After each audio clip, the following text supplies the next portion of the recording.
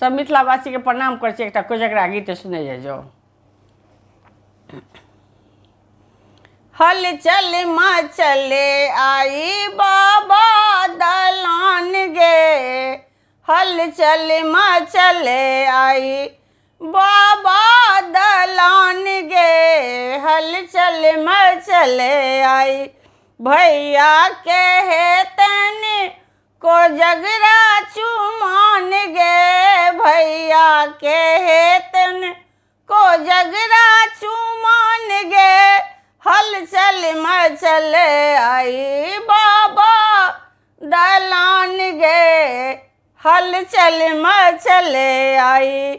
भैया के सासुर सा एलानी भाड़ गे, भैया के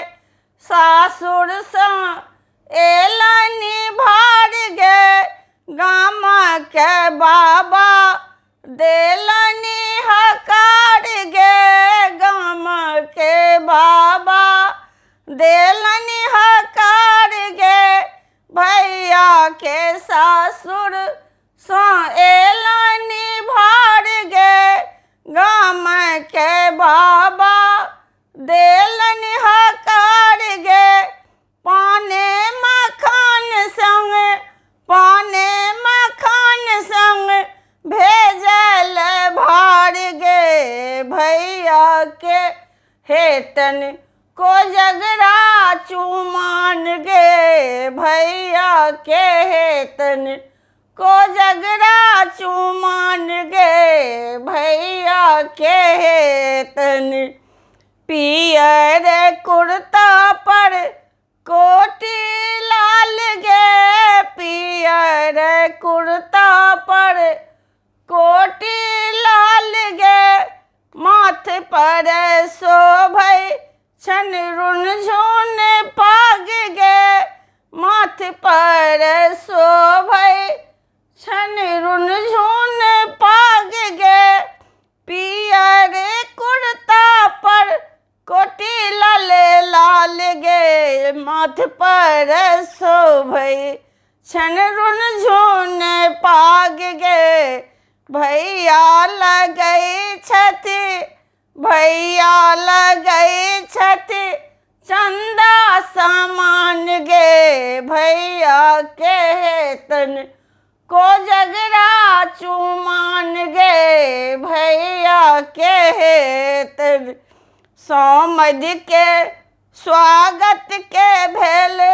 ओरियान गे, सब रंग तरकारी के लागल सचार गे,